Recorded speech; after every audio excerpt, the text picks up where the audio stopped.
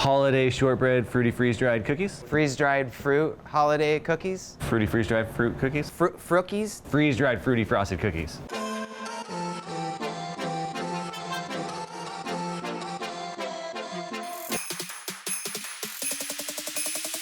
Festivus cookies. Festivus cookies. Yeah. Cease and desist from Seinfeld.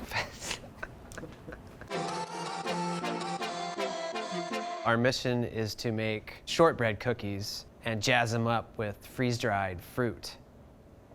That's the goal here. Freeze-dried fruit shortbread cookies. You can break this down in a couple different categories, right? We need a base, right? Right? We need a cookie base. Should be tender. It should be crumbly. Buttery. Don't want it hard, buttery. You want to taste the butter in these. If you were to push it, it should break, not squish in.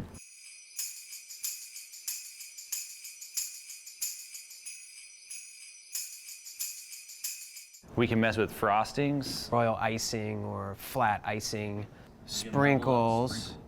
And then this is like what? Inclusions or like the fruit powder? The only ones that we're gonna get that are like red, freeze-dried that are any good are gonna be like strawberry, raspberry. Right, and those aren't in season. You could just buy them frozen already. Apples, pears, persimmons, pumpkin, pineapple turnover, peaches. What about actual mint? That might be the way to work in the green. You didn't put banana on here, you know? Banana. I know, banana.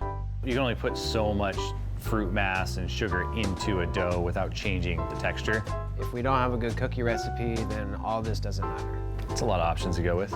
Enough to work on for sure. Have you actually ever done this before? No. Thanks, dude. This is the fruit that we got from Socios and the market. We have 12 different kinds of fruit here. I think that smaller is better for freeze-dried stuff. Whatever you want, chef.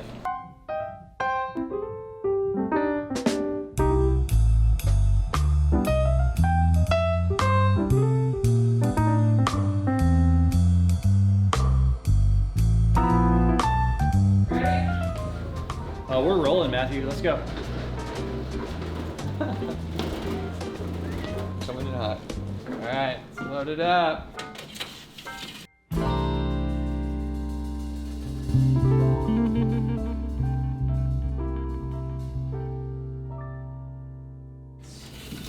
Do it. What's your movie go like? Oh. Today is day 3. We had a little bit of a hiccup yesterday. Came in and the freeze dryer had tripped, so we had to do an extra day. We got blueberries, cranberries, blackberries, mint, pineapple that has some, this was bourbon, right? Bourbon, yeah. Bourbon, quince, pears with anise and fresh ginger, raw pumpkin, raspberry with mint, figs, mango, strawberries, and peach. Whoa. This pumpkin's crazy. Tastes like pumpkin. These are all kind of chewy. Okay, so, you know, cranberries One fail. didn't really work. What are you gonna do? That camera. This camera.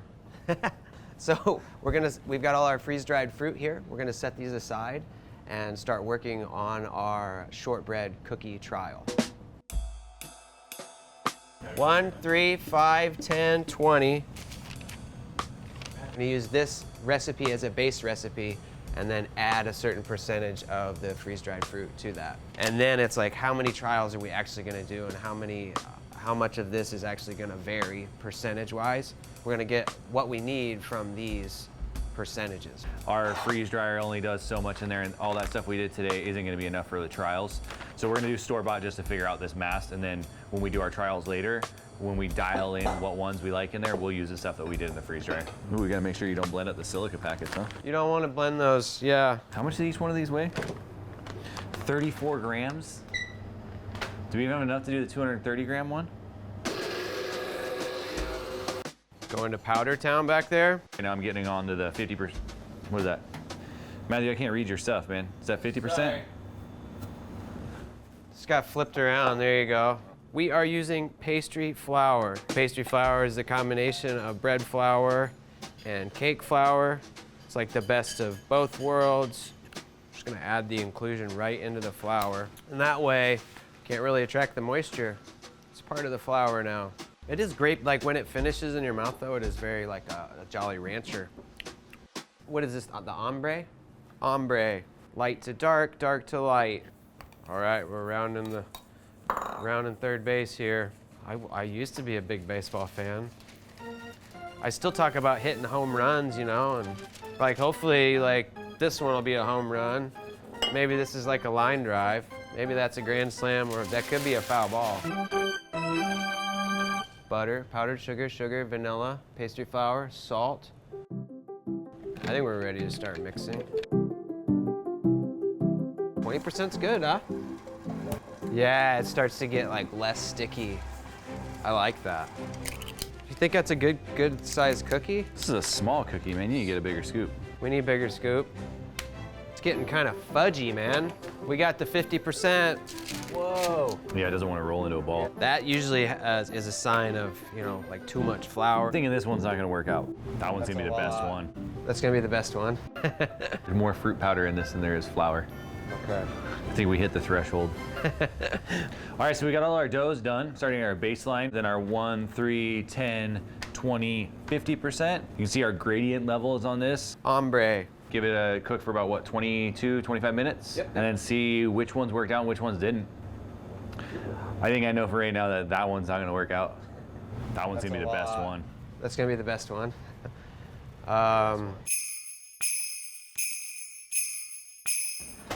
The proof is in the cookie, The proof is in the pudding. but we're baking cookies. So these are gonna be in order.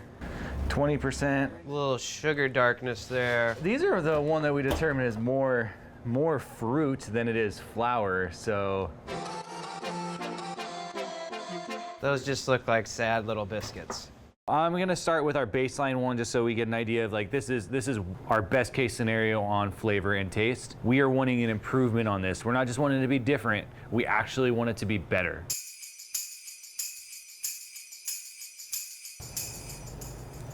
Buttery. Not too sandy, but it's really, really tender. Shortbread. That's a good shortbread cookie. So good base. Man, I need some milk. Kind of tart. Tart. And tangy. So this one looks like it started browning a bit more. Starting to smell like sherbet. Just wish it was red. They're definitely getting a little bit more chewy texture. And it smells really good. It's a little bit more gritty. Very cool. It's really tart. Again. Huh. Looks like there might be a sweet spot. This smells like a jam cookie. Yeah. We're getting too sour. Not pleasing. So like when you burn it on the bottom of the pan. Yeah. This one had a ton of the freeze-dried fruits in it, so we had to do a whole mix of this one. So this has got mango, apple, grape. It is firm. What does that smell like though? Yeah. Fruit by the foot. This is a good cookie, but it's not shortbread. We wanted to achieve a shortbread cookie that had really bright color and tasted really strongly of fruit, and still had that texture and that replicated a shortbread cookie. Less fruit is better, but not good. Not what we wanted. More is not better. Try that one. It's still not crazy fruity though, compared to like just trying the powder raw, Right. where it's just like, whoa. Like the whole step that we're doing at freeze drying, we might be losing it by actually cooking it. You know, the freeze drying, we're not applying heat to that, right?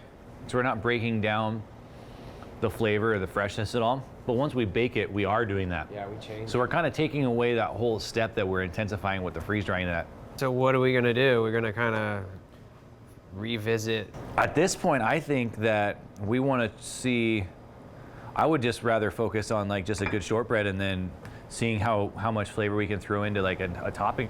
Yeah. Thanks, Brock. Yeah. I think it's gonna be nice and intense actually just having chunks and powder right on the cookie. Looking for the sweet spot. Matthew and I are gonna start on is making a royal icing and then get a couple different types of our fruit powdered up. I'm barely ready to do this. We're thinking like blackberry. It's kind of a royal purple. I don't think we're gonna get the flavor we want from the pumpkin. I'd say the peach. Yeah? Yeah. These are gonna kind of be our food coloring dye plus super flavor. And then the rest of those we'll kind of have as if we need to bump the flavor up even more. Yeah, crumble on top. All right, let's get going. Yeah, you want a nice smooth icing. More than this? Yeah, keep going. Man, it's a mountain of powdered sugar. Next time you can do the eggs. All right, sounds good. Egg whites are gonna go into the mixer first.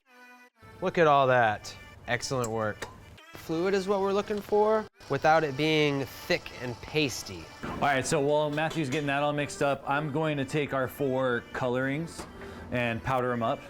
First up is our mint. It's not really getting powdery. We throw a little sugar in there, give it a little bit of something to grind it up. We could put a little powdered sugar. A little powdered sugar. I think I'm gonna need more powdered sugar, guys. Lemon juice, powdered sugar. Lemon juice, powdered sugar. This is what they make all the little like decorations in the cake decorating aisle at the store. All the little white, crunchy candy stuff is just dried royal icing. And we're gonna add various fruit powders, see how they color, see how much it can take. Minty? Yeah, it's minty. That's cool. That's thick too. So, just a little bit of lemon juice. That lemon juice like brightened the color up so much when you did that. I bet a touch of malic acid and all these would be like. We've got 4 base colors here. We did blackberry, raspberry, peach, and mint. The colors are great. We're gonna taste them, see if we got that really vibrant fruit flavor and herb. This tastes like a Marionberry milkshake. That's good. And the flavor of the raspberry is really kicking through on that. See how this peach does. Whew, that's like eating a straight fresh peach. I think that's the most balance on flavor, acid, sugar, all of that. That's intense. Now our only non-fruit one, the mint. So it's a little speckled. I still prefer this over your neon green food coloring for sure. It's a little matte, not bright color, but That's delicious. We really did achieve what we were aiming for here. This is a bit eye-opening. Tomorrow we're gonna get in here, we're gonna ice a bunch of cookies, dial it in, make it really delicious.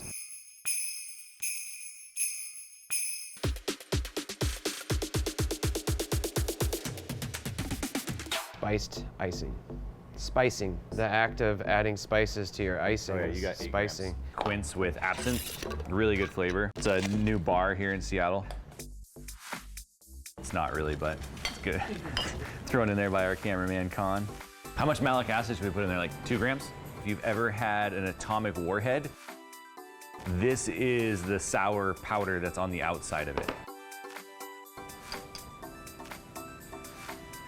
Uh-oh, he tasted it. This one doesn't taste like anything. No, That's this is banana.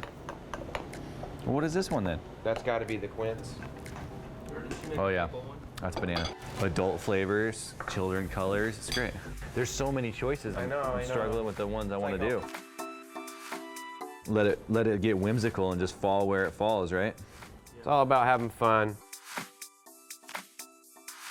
We set out on a journey to make festive holiday cookies using freeze-dried fruit. Starting from our trials of our cookies with the fruits inside of them, coming to the realization that we wanted this fresh freeze-dried fruit in the frosting and toppings like this. This is just amazing. This is really delicious, unique. So we definitely accomplished making some wild-looking cookies. Jazz it up.